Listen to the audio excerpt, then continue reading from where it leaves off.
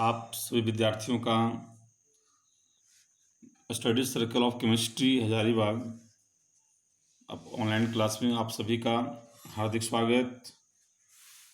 आज हम बताएंगे रूट्स लॉ के बारे में। सॉल्यूशन का एक लॉ है रूट्स लॉ। उसके पहले हम एक डेफिनेशन पर चलते हैं। What is vapour pressure of liquid. इसको मैं 11th में भी चर्चा किए थे। वेपर प्रेशर क्या है, लिक्विड का वेपर प्रेशर किसको कहेंगे। तो बहुत ही सिंपल ढंग से कह देता है कि वेपर के द्वारा जो प्रेशर बनेगा उसको वेपर प्रेशर कहेंगे। लेकिन थोड़ा सा और उसमें सुधार करते हुए कहता है ठीक है, किसी भी लिक्विड के ऊपर, लिक्विड सरफेस के ऊपर जो वेपर बनता है, लेकिन वेपर शुरू में बनता है, इनिशियल पॉइंट में भी बनता है वेपर, तो उस वेपर को वेपर प्रेशर नहीं कहेंगे। इसमें एक वर्ड है इक्विलिब्रियम पर जब वेपर बनेगा उसको कहेंगे वेपर प्रेशर। इक्विलिब्रियम कैसे पहचानेंगे हम लोग?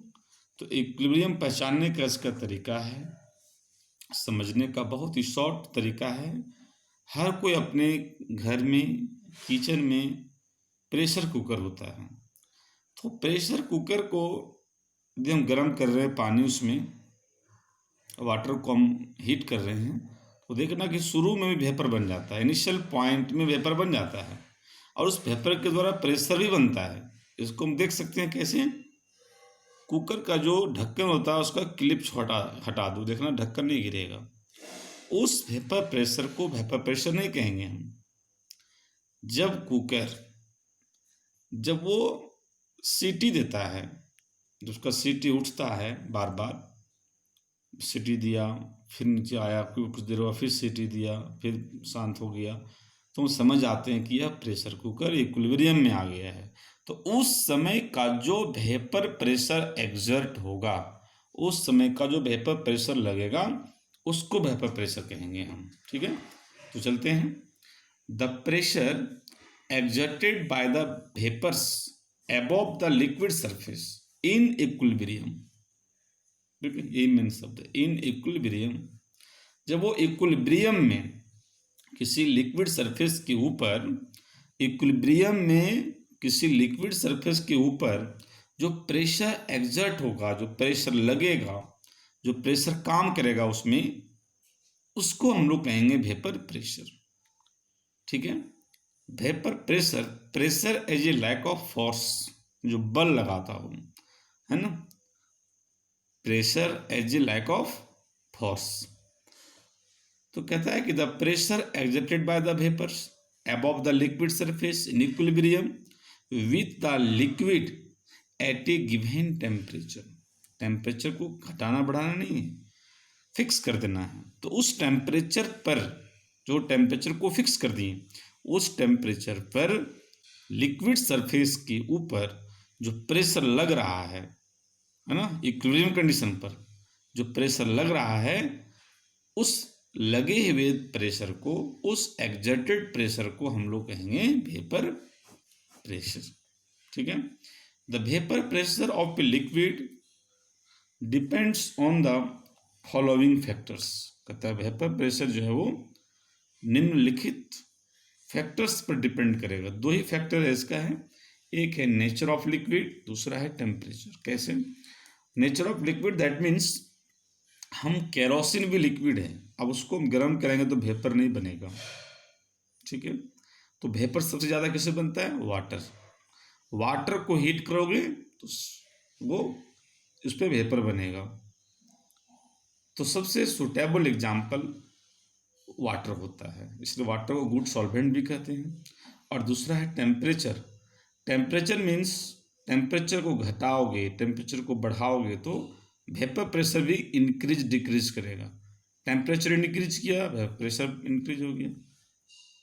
डाउन किया टेम्परेचर को तो वेपर प्रेशर भी डाउन हो गया, डिक्रीज कर गया। ठीक है, तो ये था वेपर प्रेशर। चूँकि इसी के ऊपर हम लोग का रूट्स लॉ है, वेपर प्रेशर के ऊपर रूट्स लॉ है, इसलिए हम इसको डिफाइन कर दिए पहले। अब चलेंगे रूट्स लॉ क्या है। The law was given by Marie Raoult in 1886। कहता है इस लॉ को मैरी रूल्ट ने 1886 में दिया। इट स्टेट्स दैट, इसका कथन क्या है, इसका स्टेटमेंट क्या है? इसका स्टेटमेंट है, ध्यान से देखोगे इसका स्टेटमेंट बहुत ही सिंपल है। The vapour pressure of A solution, ठीक है, कंटेनिंग नॉन वोलाटाइल सॉल्यूट। ये नॉन वोलाटाइल सॉल्यूट का मतलब हुआ कि वैसे सॉल्यूट को डाले हैं जो वाष्पित नहीं हो, इसमें केवल घुल जाए उसमें, ठीक है। तो नॉन वोलाटाइल सॉल्यूट वाले सॉल्यूशन का जो वेपर प्रेशर होगा इज डायरेक्टली प्रोपोर्शनल, जो वेपर प्रेशर वो समानुपाती होगा, किसका समानुपाती होगा? मोल फ्रैक्शन ऑफ द सॉल्वेंट। बस यही देखना है, वेपर प्रेशर डायरेक्टली प्रोपोर्शनल किसका होगा? मोल फ्रैक्शन का, ठीक है। ये मुख्य तरह से देखना है। इन मैथमेटिकली, अब इसी को हम लोग ये बंद कर देना, यहाँ डबल इन्वर्टेड कॉमा से शुरू करके ये स्टेटमेंट हो गया, ठीक है। इन मैथमेटिकली, अब इसको हम गणितीय रूप में मैथमेटिकल फॉर्म में कैसे बोलेंगे? वेपर प्रेशर ऑफ सॉल्यूशन, इसको हम बराबर कर दे रहे हैं वेपर, वीपी मतलब vapour pressure of solvent in solution. देखो अब सॉल्वेंट इन सॉल्यूशन क्यों किए? अब मान लो कि मेरे पास प्योर लिक्विड है, प्योर लिक्विड केवल पानी ही है, केवल जल है, वो भी तो बनाएगा, इसलिए यहाँ पर केवल सॉल्वेंट लिए हैं। डायरेक्टली प्रोपोर्शनल समानुपाती किसका होगा? मोल फ्रैक्शन ऑफ सॉल्वेंट। इसको यहाँ पर सिंबॉलिक लिखे हम लोग, पी ए मतलब वेपर प्रेशर ऑफ ए यानी vapour pressure of solvent, directly proportional किसका? Mole fraction of solvent. ये सॉल्वेंट है तो ये भी सॉल्वेंट लिए हैं लोग। अब यहाँ प्रोपोर्शनल को हटा करके पी ए बराबर, और यहाँ पर एक कॉन्स्टेंट के लेंगे, इनटू एक्स ए, ये हो गया मेरा एक लॉ हो गया ये, ठीक है। ये मैथमेटिकल फॉर्म में।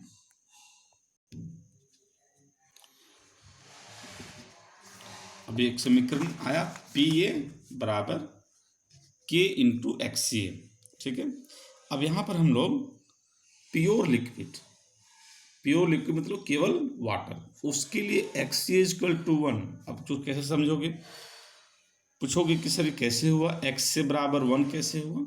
यहाँ पर हम रफ करते हैं, इसको नहीं लिखना है, ये रफ है समझाने के लिए कि कोई भी सॉल्यूशन है उसमें मेरा सॉल्वेंट और सोल्यूट, ये सॉल्वेंट हुआ, मोल fraction of solvent mole fraction of solute बराबर 1। ये होता है कि टोटल मोल फ्रैक्शन जोड़ दोगे, जैसे टोटल का परसेंटेज जोड़ो तो 100 के बराबर, फ्रैक्शन 1 के बराबर। अब प्योर लिक्विड मतलब केवल वाटर है, प्योर सॉल्वेंट है, तो सोल्यूट है नहीं, तो ये वाला पार्ट क्या हो गया? 0। जब 0 हो गया तो एक्स ये इक्वल टू क्या हो गया? 1। तो इसीलिए यहाँ पर 1 लिखे, ठीक है। ये रफ है, ठीक है, इसको समझने के लिए है, इसको नोट्स में नहीं उतारना। अब यहाँ पर आ गया, जब एक्स ये इक्वल टू 1 मान लिया हम लोग, तो अब क्या है? पी ए बराबर, फिर एक रफ कर रहे हैं हम, फिर एक यहाँ पर रफ दिखा रहे हैं। एक्सप्रेशन मेरा क्या था? पी ए बराबर के इंटू एक्स ए, ठीक है। अब ये जो मेरा एक्स ए बराबर 1 पुट कर दिए हैं, जब एक्स ए बराबर मेरा 1 हो गया, इस जगह पर 1 रखेंगे हम, तो जैसे ही तुम एक्स ए को 1 रखोगे वैसे ही तुम्हारा पी ए जो हो जाएगा वो हो जाएगा पी नॉट ए, और ये हो गया के, और ये के बराबर क्या हो जाएगा? पी नॉट ए, जो लिखे यहाँ पर। देन के बराबर P not a, symbol change हो जाएगा। जैसे ही मेरा एक्स ए का मान 1, जैसे मेरा 1 हो गया तो मेरा ये पी नॉट ए, इसका मतलब होता है vapour pressure of pure liquid. यहाँ पर लिख सकते हैं हम लोग वेयर पी नॉट ए, ये क्या कहलाएगा? Is called vapour pressure of pure liquid, यानी सॉल्यूशन के लिए पी ए और प्योर लिक्विड के लिए क्या होगा? प्योर सॉल्वेंट के लिए पी नॉट ए। तब मेरा एक्सप्रेशन क्या बन जाएगा?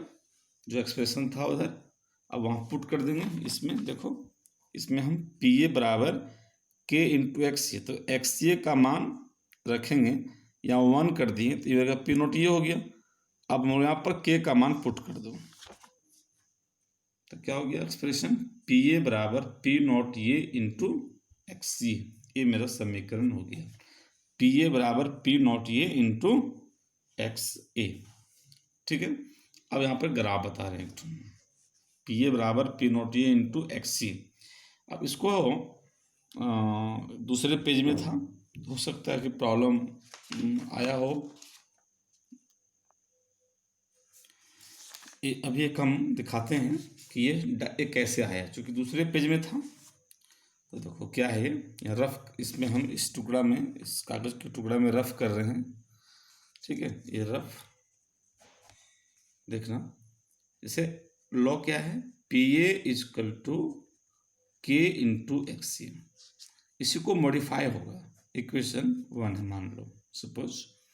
अब क्या बताए हम, if x a equal to 1, जैसे एक्स ए 1 करोगे वैसे मेरा क्या होगा, then k equal to p not a.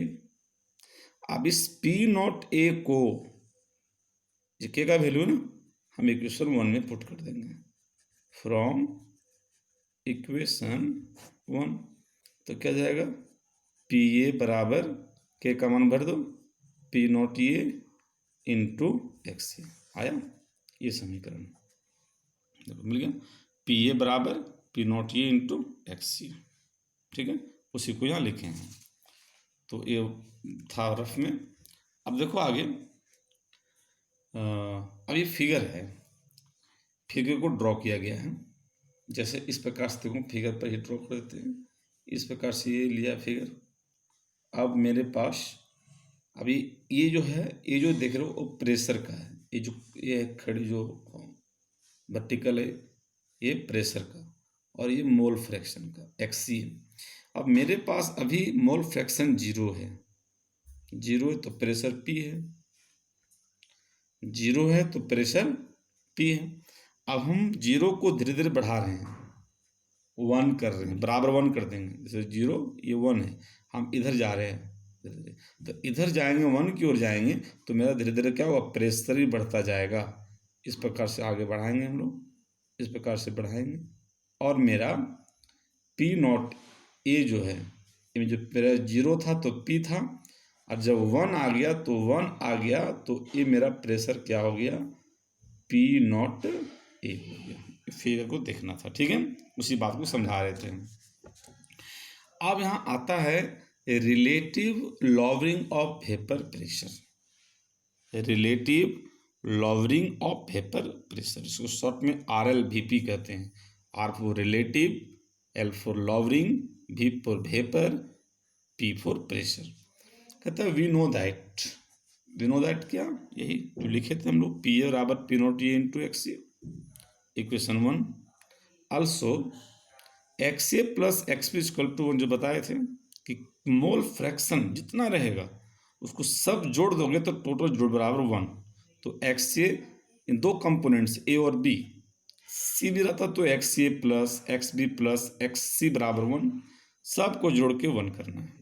Fraction जैसे परसेंटेज 100 होता है बराबर, वैसे फ्रैक्शन 1 होता है, तो एक्स ए प्लस एक्स बराबर 1, इसको हम थोड़ा तोड़ दिए, एक्स ए बराबर जगह 1 माइनस एक्स बी लिख सकते हैं हम लोग, एक्स ए बराबर एक्स बी को इधर ले गए हम लोग, तो ए भी लिख सकते हैं हम लोग, फ्रॉम इक्वेशन 1। अब पी ए बराबर पी नॉट ए इंटू, अब एक्स ए की जगह पर पुट कर देंगे 1 माइनस एक्स बी, हो गया 1 माइनस एक्स बी पुट कर दिया, फिर हल करेंगे, सॉल्व कर दो, p a equal to p not a, इसको मल्टीप्लाई कर देंगे दोनों टर्म में, ब्रैकेट हट जाएगा, ये p not a into 1, p not a minus p not a into x b, इसको हम दोनों टर्म में मल्टीप्लाई कर देंगे, ये आ गया। उसके बाद आ गया, अब क्या करेंगे, ये आ गया मेरा p a equal to p not a minus p not a into x b. अब हम इस टर्म को p not a into x b, minus sign है, उसको हम इधर ले आते हैं, इक्वल के हम लोग इधर ले आते हैं, ठीक है। तो क्या आ जाएगा, ये पी नॉट ए जो माइनस था वो प्लस में हो गया, P not a into x b, फिर बराबर ये तो रहेगा पी नॉट ए, और पी ए को इधर ले जाएंगे तो जाएगा माइनस में। तो क्या हो गया, P not a into x B बराबर P not a minus P A, और एक्स बी बराबर निकालेंगे, यहाँ मल्टीप्लाई में है तो एक्स बी बराबर क्या हो गया, P not a minus P A, ये डिवाइड में आ जाएगा। तो एक्स बी मेरा एक फॉर्मूला आ गया P not a minus P A by P not a, ये X B is equal to आ गया P not a minus P A by P not A. कुछ नहीं किए हैं, बस ये हम लोग जानते हैं, ये भी जानते हैं। इक्वेशन 1 में हम लोग एक्स ए का वैल्यू को पुट कर दिए हैं और उसको सॉल्व कर दिए हैं। ये मेरा आ गया x B is equal to p not a minus P A by P not a. अब आगे इसको देखना है हम लोग को, क्या है वेयर, अब ये कौन क्या है ना, इसे समीकरण में कौन क्या है। तो देखो इसमें P not a minus P A, इसको P not a minus P A को क्या करेंगे, कहेंगे हम lowering of vapour pressure. Lowering मतलब क्या, कितना लॉ हुआ, कितना कम हुआ, डिफरेंस। ये हो गया प्योर का, तो प्योर और सॉल्वेंट जो है सॉल्यूशन, उसके बीच का डिफरेंस जो है ये कहलाएगा lowering of vapour pressure. P not ये क्या है, vapour pressure of pure solvent, जो पहले बताए थे। पी ए क्या है, वेपर प्रेशर ऑफ सॉल्यूशन, भले लिक्विड ही केवल है लेकिन सॉल्यूशन। एक्स बी क्या है, मोल फ्रैक्शन ऑफ सॉल्यूट। अब p a minus P A by x b, ठीक है, पी ए हो गया P not a minus P a, p not a minus P A by P not a minus P A by, थोड़ा गलत लिखा गया ये, p not a minus P A by P not a, ये होगा p not a minus P A by P not a, ये कहलाएगा R L V P, relative lowering of vapour pressure. ये पूरे को जो एक्सप्रेशन आया मेरे पास अभी, एक्स बी बराबर P not a minus P a divide by p A, इसको तो ये क्या कहलाएगा तुम्हारा, ये वाला यही चीज़ यहाँ है, ये कहलाएगा relative lowering of vapour pressure. ये वेयर था इक्वेशन का। अब यहाँ पर हम लोगों ने क्या देखा, अभी जो रूट्स लो क्या लाया, अभी लाए हम लोग एक्स बी बराबर P not a minus P A by P not a, ये लाए हम लोग। इस पर हम लोग एक क्या देख रहे हैं, ये हम लोग देख रहे हैं कि जो मोल फ्रैक्शन है वह आर एल वी पी के बराबर है। ये पूरा क्या कहलाया, ये पूरे क्या कहलाया आर एल वी पी, और ये मोल फ्रैक्शन ऑफ सॉल्यूट, यानी मोल फ्रैक्शन ऑफ सॉल्यूट और are L V P relative lowering of vapour pressure दोनों इक्वल हैं। इसी के अकॉर्डिंग हम लोग एक स्टेटमेंट देंगे। हम लोग लिखा हुआ है alternative statements of Raoult's law, मैंने इसका विकल्प बनाया गया।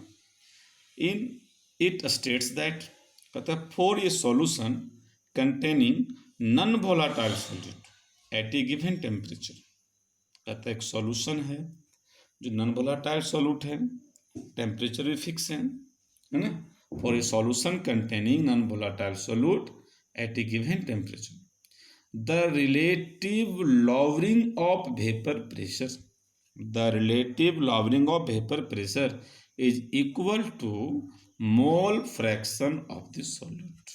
ये भी एक स्टेटमेंट रूट्स लॉ का हो सकता है। मान लो कोई रूट्स लॉ का स्टेटमेंट आया तो कोई विद्यार्थी हो सकता है जो पहले बताएं उसको ना लेकर के इसी को लिख दे, उसका भी सही हो जाएगा, है ना। वही relative lowering of vapour pressure जो आर एल वी पी है वह मोल फ्रैक्शन ऑफ सॉल्यूट के बराबर है। ये हो गया तुम्हारा, ये देख रहे जो ये पूरा P not a minus P A by P not A R L V P बराबर X B mole fraction of solute, बराबर कर दिए। ये अल्टरनेटिंग स्टेटमेंट हुआ। नोट में 2 पॉइंट याद रखना, तो एक ही पॉइंट है याद रखना, क्या कि x B is very very very very very very less than x a for dilute solution. Dilute का मतलब समझ लो, डायलूट का मतलब होता है पतला सॉल्यूशन। जो लोग कहते हैं ना कि ये शरबत मान लो पीते हैं तो कहते हैं कि ये शरबत गाढ़ा है, गाढ़ा मतलब कंक, इसको सांद्र कहते हैं हिंदी में। और ये शरबत पतला है, मतलब इसको डाइल्यूट बोलते हैं, ये पतला है, केवल पानी इसमें है ना। तो डाइल्यूट सॉल्यूशन के लिए XB बहुत कम होता है, XB very very very less then XG। अब मान लो कि 1 लीटर पानी में हम उसमें 4 टुकड़ा चीनी का 4 टुकड़ा उसमें डाल दिए और उसको घोल दिए, तो क्या बोलोगे उसको तुम? शरबत बोलोगे, उसको पियोगे मीठा लगेगा? नहीं लगेगा। तो सॉल्यूशन तो है वो, हम जान रहे हैं कि 4 टुकड़ा चीनी का 4 दाना उसमें डाल दिए हैं, लेकिन मीठा नहीं लगेगा। अब उस वाटर के तुलना में वह चीनी का जो 4 टुकड़ा डाले हैं, वो 4 टुकड़ा क्या है? वो सॉल्यूट नहीं है, वो क्या है? पानी के तुलना में क्या है? वो बहुत कम है, वो ना के बराबर है। इसलिए यहाँ पर एक कंसेप्ट है ये कि XB जो होता है डाइल्यूट सॉल्यूशन के लिए सॉल्यूट की मात्रा कम होती है, बहुत नेग्लिजिबल होता है, मतलब उसको वैल्यू नहीं देते हैं, नज़रअंदाज कर देते हैं। ये कंसेप्ट है, याद रखना इसको। आगे एक्सप्रेशन में इसको हम बार बार लिखेंगे, XB को नेगलेक्ट कर देंगे वहाँ पर हम। क्यों नेगलेक्ट करेंगे? क्योंकि नेगलेक्ट इसलिए करेंगे क्योंकि वह सॉल्वेंट की तुलना में सॉल्यूट कम है। उसी को यहाँ लिखे हैं, X मतलब मोल फ्रैक्शन होता है ना, तो ये मोल भी लिखा जाता है weight of solute bye molecular weight of solute, very very less. इसको बोलो चाहे इसको बोलो, बोथ आर सेम, दोनों एक ही चीज़ है ये फॉर डाइल्यूट सॉल्यूशन। ठीक है, आगे हम लोग बात करेंगे। अब ये आगे अल्टरनेटिव स्टेटमेंट भी हो गया, हम लोग RLBP भी समझ गए किसको कहते हैं, रूट्स लॉ भी समझ गए किसको कहते हैं, और डाइल्यूट सॉल्यूशन के लिए मोल फ्रैक्शन ऑफ सॉल्यूट यानी amount of solute very very very very less then mole fraction of या अमाउंट ऑफ सॉल्वेंट। आगे बात करेंगे हम लोग। फिर रूट्स लॉ ही है, लेकिन बाइनरी सॉल्यूशन के लिए है। Raoult's law for binary solution of volatile liquids. Binary मतलब कम से कम 2 रहना चाहिए उसमें, है ना। अभी हम लोग जितना जिक्र किए वो एक ठो के लिए किए, A के लिए। अब यहाँ दोनों आएगा, A और B, ठीक है। तो कुछ नहीं, वही स्टेटमेंट है। It states that for a solution of 2 और मोर मिसिबल वोलाटाइल लिक्विड्स, कहता है कि 2 या 2 से अधिक, तो यहाँ 2 लेंगे। बाइनरी मतलब बंधा हुआ, 2 भी हो सकता है, 3 भी हो सकता है, लेकिन यहाँ पर जो हम लोग का जो सिलेबस है क्लास 12 में वो 2 के लिए है, तो 2 के लिए है ना। फॉर ए सॉल्यूशन ऑफ 2 और more miscible volatile liquids the partial vapour pressure of each component, वहाँ सीधे क्या था? वेपर प्रेशर ऑफ था सोल्यूट का। अब यहाँ क्या है? Partial vapour pressure of each component, प्रत्येक कंपोनेंट का जो पार्शियल वेपर प्रेशर है, कहता है of the solution at a given temperature is directly proportional to its mole fraction. वही आया, मोल फ्रैक्शन ही है, लेकिन यहाँ क्या है? पार्शियल प्रेशर, चूंकि 2 है, एक वेसल में 2 कंपोनेंट A और B है। इसको हम डायरेक्ट मैथमेटिकली लिखेंगे। A के लिए क्या लिखा था पिछले देखा डिस्कस में कि PA बराबर P0A इंटू XB और PB equal to P0B into XB। जब इतना हम लोग जानते हैं, इतना हम लोग बताए थे पिछले बार में कि एक ठो के लिए जब B एक और कंपोनेंट आया तो एक और ये हो गया, है ना। अब यहाँ पर लिखेंगे दैट इज टोटल प्रेशर। अब बताओ कि एक बीकर में 2 कंपोनेंट्स है, एक A और B, तो जो प्रेशर उस बीकर में जो प्रेशर लगेगा वो क्या लगेगा? दोनों को ऐड कर देंगे हम, A और B हो जाएगा, यानी टोटल प्रेशर क्या होगा?